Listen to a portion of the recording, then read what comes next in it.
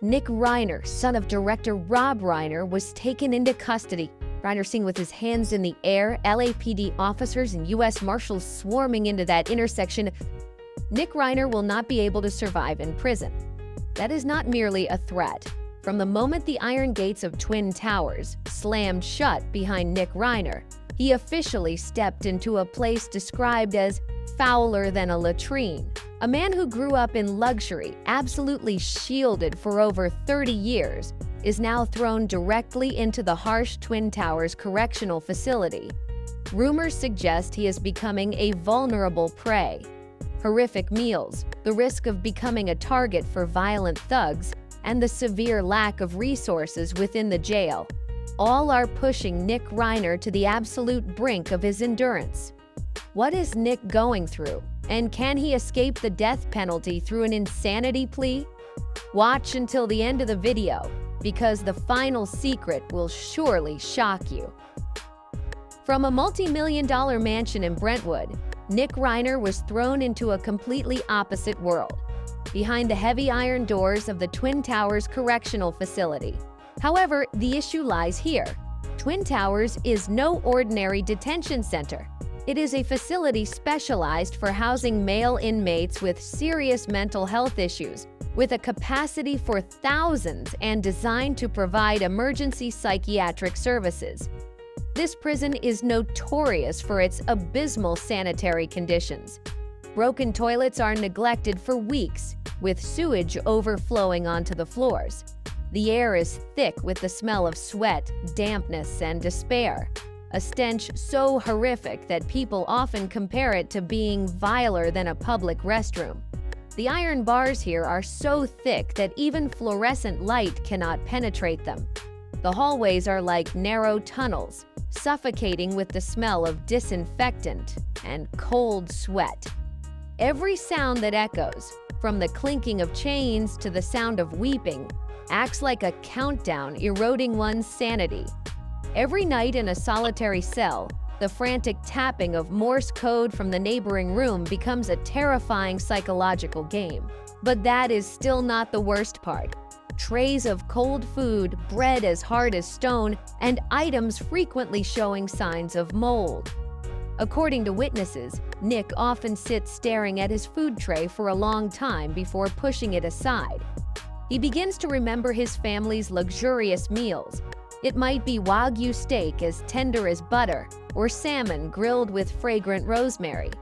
The scent of fine wine, the sound of silver cutlery hitting plates, and the warm yellow light, all now return like a luxury film from another life. "How can anyone eat this horrible stuff?" he mutters. Skipping meals gradually becomes an involuntary habit, making his already weakened physical condition even more severe.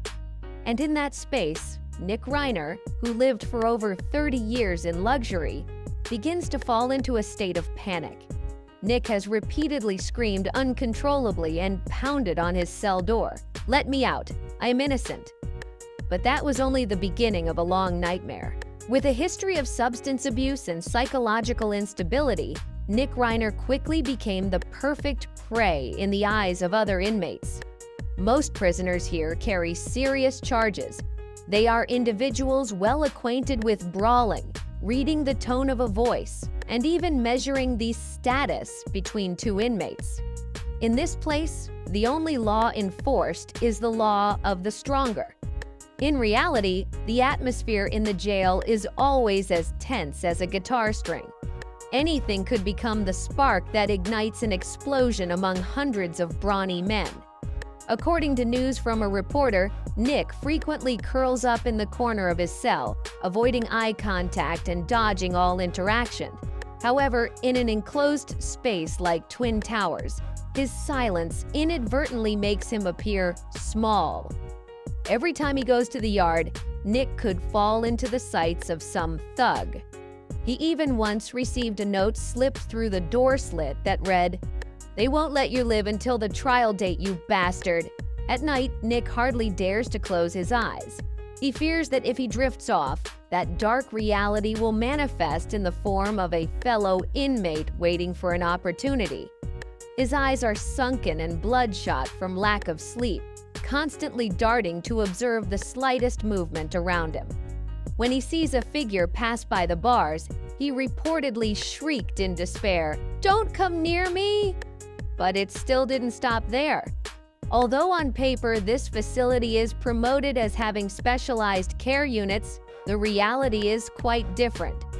Instead of receiving therapy, many inmates are only given medication to suppress their behavior.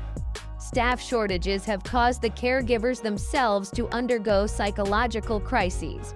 Cries for help are often met with outbursts of aggressive shouting, "Shut your mouth," or "Sit down," have become the standard hostile responses.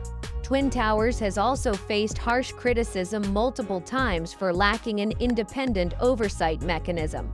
Third-party reports have recorded many cases of inmates dying after long periods of isolation. They were deprived of basic human contact, living under constant psychological pressure without any intervention. According to close sources, Nick's mental state during his detention quickly became chaotic. Unlike his silent demeanor when first arrested, Nick is said to have gradually lost control over his behavior. His mind fell into a state of intense turmoil, seemingly unable to distinguish the boundaries of reality.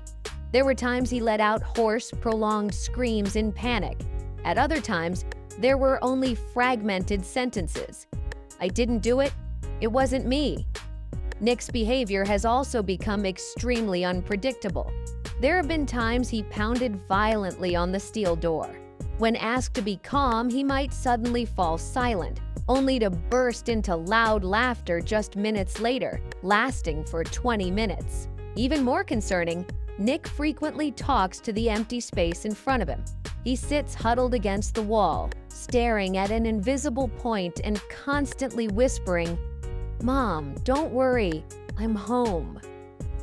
He even refers to himself by the name of his father or mother, changing both his voice and mannerisms. At times, he speaks in a deep, slow voice like a middle-aged man. At others, he reverts to the trembling tone of a child. "Dad is here. Everything will be okay." Though there are brief windows where Nick appears lucid, able to answer questions and recognize his location, the slightest trigger, like a loud metallic clash, causes him to immediately scream and wail. "It wasn't me! It wasn't me! I want to leave here!" Correctional staff have made many efforts to intervene, asking Nick to sit still, breathe slowly, and speak clearly. However, these measures are only temporary. Once the attention is gone, Nick returns to the same loop, as if the previous conversation never existed. The most terrifying thing isn't the individual outbursts, but the fact that they are appearing more frequently, as if Nick's mind is gradually adapting to its own dissolution. In his rare court appearances, Nick Reiner was seen wearing an anti-self-harm safety suit.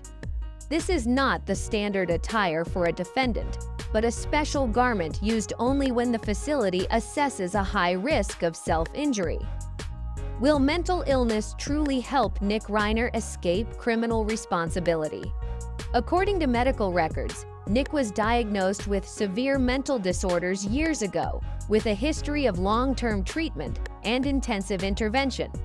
Just weeks before the incident, Nick's medication regimen was changed by a new doctor, and this adjustment process, according to many sources, was riddled with complications. At the same time, those close to him revealed that Nick showed signs of substance abuse. The dangerous combination of an unstable medication regimen and addictive substances pushed his mental state beyond control. This foundation is becoming the focus of the defense team's strategy, pleading insanity at the time of the crime. However, an insanity defense does not mean being set free. The justice system does not operate on subjective assumptions. The court always requires verifiable medical evidence, independent evaluations, and conclusions from the most rigorous experts. If the insanity argument is accepted, Nick Reiner will still not have freedom. He will be transferred directly